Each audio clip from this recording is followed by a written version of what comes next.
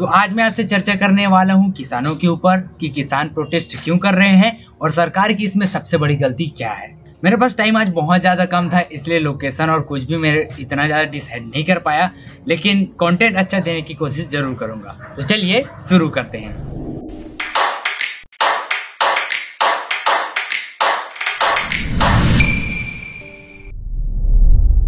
तो किसान जो प्रोटेस्ट कर रहे हैं उसके मुख्य 4 कारण हैं, जिसको सरकार के द्वारा बिना पूछे ही सब कुछ ऐसा वैसा कर दिए गए हैं। तो क्या चीज़ें हैं, चलिए देखते हैं। पहला कारण यह है कि बिल जो पारित किया गया है, 3 कानून जो पारित किए गए हैं, उस पर एमएसपी का जिक्र कहीं पर भी नहीं था। अधिकतर लोग एमएसपी क्या है ये जानते होंगे, इसलिए मैं इस पर डीपली कुछ भी चर्चा नहीं करूंगा। न्यूनतम समर्थन मूल्य होता है। एमएसपी ये इंश्योर करता है कि जो आपने फसल बोई है उसका एक फिक्स रेट तो रहेगा, उससे अधिक में कोई खरीद सकता है लेकिन उससे नीचे में कोई आपकी फसल को नहीं खरीदेगा, यानी कि इससे आपको फायदा होगा। लेकिन बिल में कहीं पर भी एमएसपी लिखित रूप में नहीं। वैसे एमएसपी हर साल 26 फसलों पर लागू की जाती है, लेकिन सिर्फ 6% फसल जो है एमएसपी के भाव में खरीदे जाते हैं। रियल में एमएसपी का सही उपयोग कब होता है, जब जो है सप्लाई ज़्यादा होने लगती है और डिमांड बहुत कम रहता है। यानी कि अभी हमारे देश में गेहूँ और धान की फसल सबसे ज़्यादा होती है, तो उसका भाव जो है नीचे गिर जाएगा, क्योंकि सप्लाई ज़्यादा हो रहा है और डिमांड कम है उससे, तो उसका भाव गिर सकता है। इसीलिए एमएसपी को बनाया गया है कि चाहे कुछ भी हो जाए, आप फसल ज़्यादा बो या कम बो, उसका एक न्यूनतम समर्थन मूल्य रहेगा कि अगर धान है तो उसको 1868 है तो उतना में लिया जाएगा, मतलब लिया जाएगा। और इसी के आसपास बिचौलिए भी खरीद लेंगे, लगभग 1600-1700 में हमारा फसल कहीं पर भी बिक जाएगा। किसान ये जानता है बहुत कम है धान और गेहूं की डिमांड, और वो जानता है कि मक्का है, बाजरा है, इनकी भी हमें फसल बोनी चाहिए। मक्का, बाजरा ऐसे जो फसल है, इनकी जो एमएसपी रेट है अभी 1600-1700 के भाव में चल रही है। लेकिन अगर आप इसे रियल लाइफ में देखोगे तो ये पंजाब में 900-800 रुपये में बेचे जाते हैं। तो किसान उन चीज़ों को क्यों बोए जो उसको फायदा ही नहीं दे रहा है, इसलिए धान और गेहूं की खेती सबसे ज़्यादा होने लग रही है। तो किसानों को डर इस बात से है कि एमएसपी जो है बिल में कहीं पर भी नहीं लिखा है, और एमएसपी के ना होने से जो बिचौलिया आएगा, सामने वाला बंदा आएगा, वो मुझसे फसल बहुत ज़्यादा कम दाम में भी खरीद सकता है, और इसलिए एमएसपी का होना बहुत ज़्यादा जरूरी है। मोदी जी आए और वो बाद में बोले कि एमएसपी है, पहले भी थी, आज भी है, लेकिन एमएसपी बिल में नहीं है, तो कोई भी विश्वास नहीं कर रहा है। और मोदी जी पर विश्वास न करने की कुछ और भी कारण है, जैसे कि आप मान जाइए कि एमएसपी मिलेगी। अरे भाई, प्रधानमंत्री जी ने तो कहा था जीएसटी से दूसरी आजादी मिल जाएगी, 2 करोड़ रोजगार मिल जाएगा, 15 लाख हर खाते में आ जाएगा, काला धन हिंदुस्तान में आएगा, नोटबंदी से देश की तकदीर बदल जाएगी। कुछ हुआ क्या आज तक?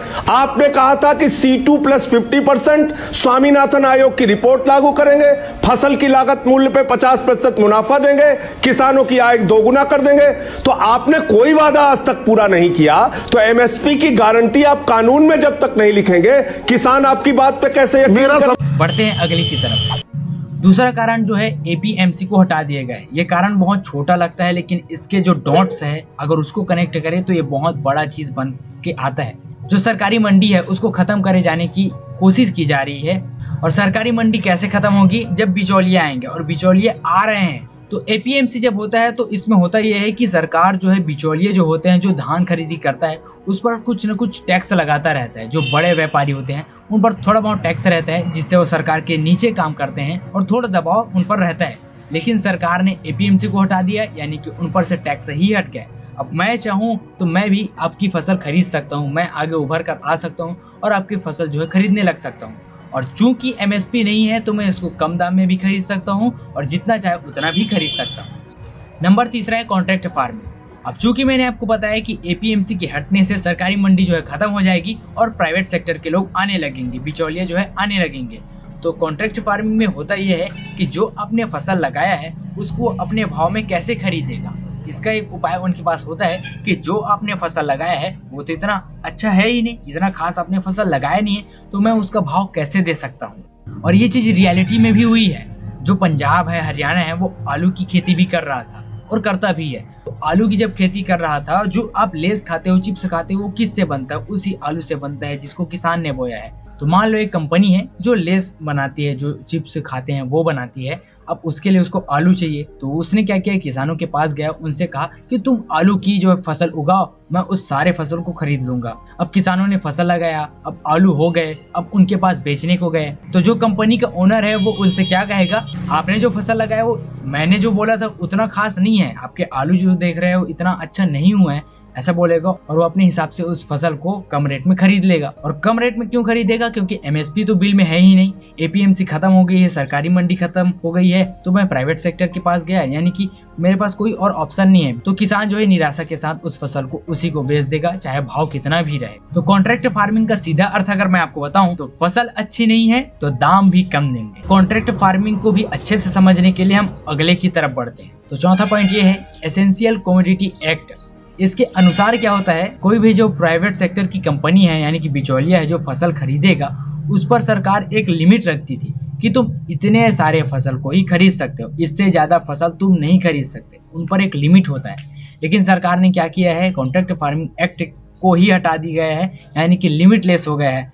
जो बिचौलिया आएगा, यानी कि अगर मैं बिचौलिया हूं तो मैं जितना चाहे उतना फसल खरीद सकता, और चूंकि मैंने सारे फसल आपसे खरीद लिए यानी कि मैं मालिक बन गया, मैं उसको अपने पास रखूंगा और जब चाहे जितना चाहे अपनी मनमानी से उसका रेट बढ़ा के आपको बेचूंगा। तो ये दुष्परिणाम देखने को मिलेंगे क्योंकि एसेंशियल कमोडिटी एक्ट को हटा दिया गया है। देखो यार, ये सत्य है कि सरकारी मंडी जो है खत्म होने वाली है, क्योंकि सरकार ने बिचौलियों पर बहुत ज्यादा चीजें छूट दे दी। एक तो उन पर कोई टैक्स नहीं है, दूसरा लिमिटलेस कर दिया। अक्सर आपने प्रोटेस्ट में देखा होगा कि जियो जो है यानी कि अंबानी और अडानी का नाम लिया जा रहा है, क्योंकि अडानी क्या करती है, बहुत बड़े बड़े कॉर्पोरेट जो होते हैं उनके लिए बिल्डिंग्स बनाती है।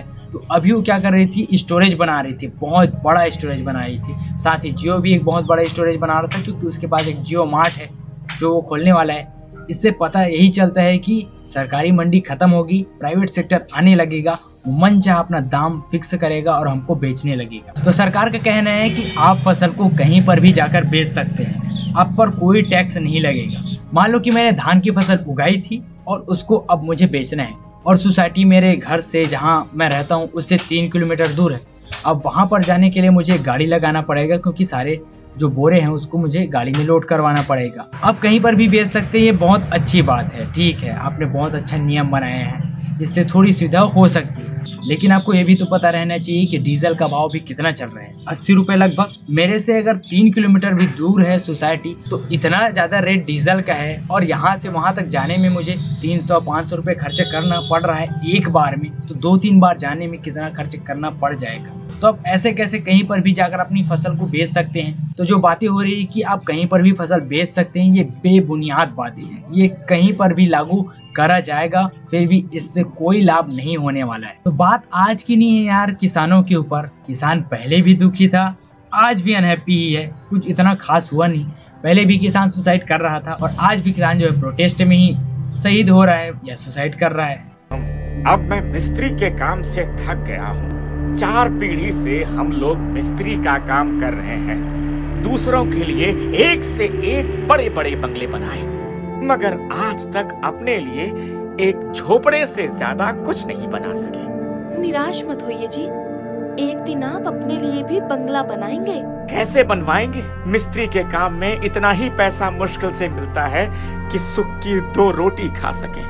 अपनी मेहनत पर भरोसा रखिए, कोई ना कोई रास्ता जरूर मिलेगा। मैं किसी सरकार के पक्ष में नहीं बात कर रहा हूँ, जो फैक्ट है उन चीजों को आपको बता रहा हूँ। कोई भी सरकार हो, किसानों के लिए आज तक कुछ अच्छा काम नहीं कर पाई। वैसे सरकार किसानों के लिए अच्छा करे या ना करे, अपने लिए कुछ अच्छा जरूर करने वाली है।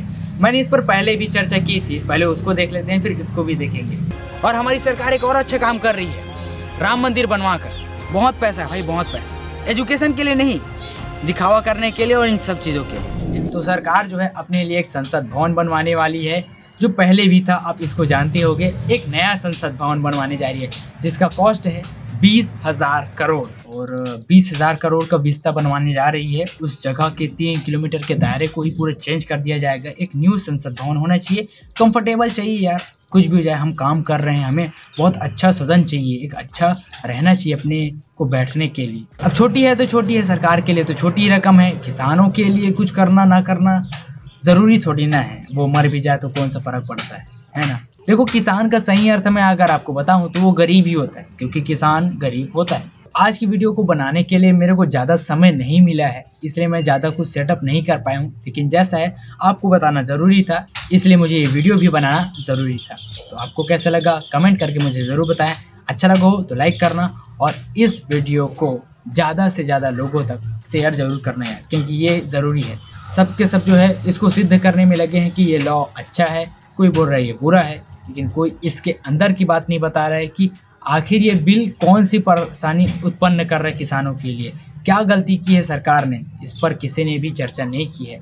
आपको अच्छी लगी हो, जानकारी वाली लगी हो तो शेयर जरूर करना है और अपने सभी परिजनों तक जरूर पहुंचाना। तो मैं मिलता हूं इसी तरह की तड़कती भड़कती वीडियो में, तब तक के लिए बाय बाय।